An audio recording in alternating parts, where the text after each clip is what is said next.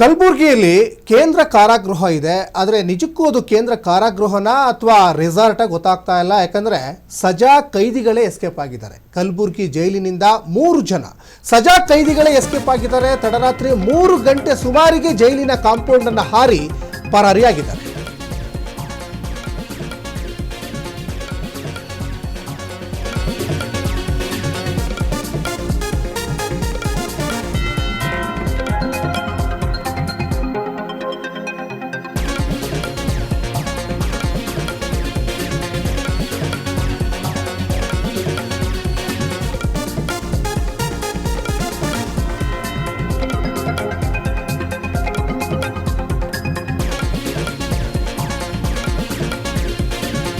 ಇತ್ತೀಚಿನ ದಿನಗಳಲ್ಲಿ ಪರಪ್ಪನ ಅಗ್ರಹಾರ ಜೈಲು ಸೇರಿದಂತೆ ರಾಜ್ಯದ ನಾನಾ ಭಾಗದ ಜೈಲುಗಳಲ್ಲಿ ಸಾಕಷ್ಟು ಅಕ್ರಮಗಳು ನಡೀತಾ ಇದ್ದಾವೆ. ಐಷಾರಾಮಿ ಜೀವನವನ್ನು ಅಲ್ಲಿಯ ಕೈದಿಗಳು ಮಾಡ್ತಾ ಇದ್ದಾರೆ ಅನ್ನುವಂಥ ಸುದ್ದಿಗಳು ಪದೇ ಪದೇ ಮಾಧ್ಯಮದಲ್ಲಿ ಹರಿದಾಡ್ತಾ ಇದ್ದರೂ ಕೂಡ ಸರ್ಕಾರದವರು ಎಚ್ಚೆತ್ತುಕೊಳ್ತಾ ಇಲ್ಲ.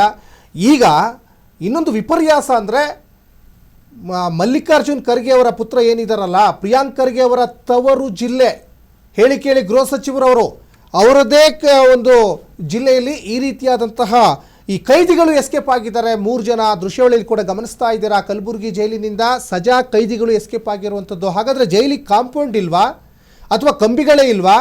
ಅಲ್ಲಿಗೇನು ಬಂದೋಬಸ್ತು ವ್ಯವಸ್ಥೆನೇ ಇಲ್ವಾ? ಹಾಗಾದರೆ ಮತ್ತು ಅಲ್ಲಿ ಜೈಲು ಸಿಬ್ಬಂದಿಗಳಿರ್ತಾರೆ, ಸಂಬಂಧಪಟ್ಟಂಥ ಅಧಿಕಾರಿಗಳಿರ್ತಾರೆ, ಅವ್ರು ಏನು ಮಾಡ್ತಾ ಇರ್ತಾರೆ? ಹಾಗಾದರೆ 3 ಜನ ಎಸ್ಕೇಪ್ ಆಗಿದ್ದಾರೆ ಅಂದರೆ ಇದರಲ್ಲಿ 100% ಗೊತ್ತಾಗ್ತಾ ಇದೆ ಅಲ್ಲಿಯ ಸಿಬ್ಬಂದಿಗಳ ಕೈವಾಡ ಇರ್ತದೆ. ಇವರು ಎಸ್ಕೇಪ್ ಆಗಲಿಕ್ಕೆ ಎಲ್ಲ ರೀತಿಯಾದಂಥ ವ್ಯವಸ್ಥೆಗಳನ್ನು ಇವರೇ ಮಾಡಿರಲಿಕ್ಕೆ ಸಾಧ್ಯ ಆಗ್ತದೆ.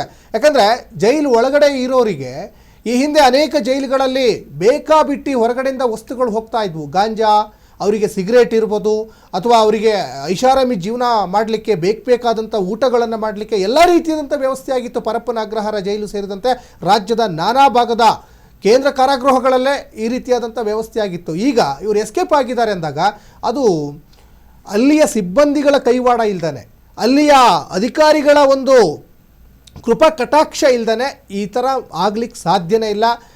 ಗೃಹ ಸಚಿವರೇ, ದಯಮಾಡಿ ಇಂಥ ಘಟನೆಗಳನ್ನು ನೀವು ಭಾಳ ಸೀರಿಯಸ್ಸಲ್ಲಿ ತೆಗೆದುಕೊಳ್ಬೇಕಾಗ್ತದೆ. ಹೇಳಿ ಕೇಳಿ, ನಿಮ್ಮದೇ ಜಿಲ್ಲೆ ಇದು. ಪ್ರಿಯಾಂಕ್ ಖರ್ಗೆ ಅವರೇ ಗೃಹ ಸಚಿವರಾಗಿದ್ದೀರಾ, ನಿಮ್ಮದೇ ಜಿಲ್ಲೆಯಲ್ಲಿ ಈ ರೀತಿಯಾದಂತಹ ಕೈದಿಗಳು ಎಸ್ಕೇಪ್ ಆಗ್ತಾ ಇದ್ದಾರೆ ಅಂದರೆ ಇದು ನಿಜಕ್ಕೂ ಆತಂಕಕಾರಿ. ನೋಡಿ, ಮಸ್ತಾನ್, ಸಂತೋಷ್ ಹಾಗೂ ಸಾಗರ್, ನೀವು ದೃಶ್ಯಾವಳಿಯಲ್ಲಿ ಗಮನಿಸ್ತಾ ಇದ್ದೀರಲ್ಲ, ಮಸ್ತಾನ್, ಸಂತೋಷ್ ಹಾಗೂ ಸಾಗರ್ ಪರಾರಿಯಾಗಿರುವಂಥ 3 ಸಜಾ ಕೈದಿಗಳು. ಇವ್ರನ್ನ ಯಾಕೆ ಜೈಲಿಗೆ ಹಾಕಿದ್ರು ಅಂದರೆ ಬೀದರ್ನಲ್ಲಿ ನಡೆದಂಥ ಕೊಲೆ ಕೇಸ್ನಲ್ಲಿ ಶಿಕ್ಷೆಗೆ ಒಳಪಟ್ಟಿದ್ದಂಥ ಕೈದಿಗಳು. ಇನ್ನು ಫರತಾಬಾದ್ ಪೊಲೀಸ್ ಠಾಣೆಯಲ್ಲಿ ಪ್ರಕರಣ ಕೂಡ ದಾಖಲಾಗಿತ್ತು. ನಿಜಕ್ಕೂ ವಿಪರ್ಯಾಸ, ಆತಂಕ. ಮತ್ತು ಜೈಲಿಗೆ ಯಾಕೆ ಹಾಕ್ತಾರೆ ಅಂದರೆ ಮನಪರಿವರ್ತನೆ ಆಗಲಿ ಅಂತ.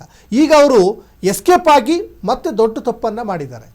ಇಂಥ ಕೈದಿಗಳು ಎಸ್ಕೇಪ್ ಆಗ್ತಾನೆ ಇದ್ದಂಥ ಸಂದರ್ಭದಲ್ಲಿ ಏನಿದು? ಹಾಗಾದರೆ ಈ ಜೈಲಿನ ಮೇಲೆ ನಿಜಕ್ಕೂ ನಂಬಿಕೆ ಇದೆಯಾ? ಇಂಥವ್ರಿಗೆಲ್ಲ ಕಠಿಣ ಶಿಕ್ಷೆಯನ್ನು ಕೊಡಬೇಕು ಅಂತ ಆಗ್ರಹಿಸ್ತಾ ಇರ್ತಾರೆ ತಪ್ಪು ಮಾಡಿದವರಿಗೆ. ಇಂಥ ಈ ವಿಚಾರಗಳಲ್ಲಿ ಹೊರಗಡೆ ಇರುವಂಥ ಜನಗಳಿಗೆ ಸಾರ್ವಜನಿಕ ವಲಯದಲ್ಲಿ ಯಾವ ಭಾವನೆ ಬರ್ತದೆ? ಹಾಗಾದರೆ ಇದು ಜೈಲಲ್ಲ, ಇದು ರೆಸಾರ್ಟ್ ಮಾಡ್ಕೊಂಡ್ಬಿಟ್ಟಿದ್ದಾರೆ ಅನ್ನುವಂಥದ್ದು ಪದೇ ಪದೇ ಸಾಬೀತಾಗ್ತಾ ಇದೆ.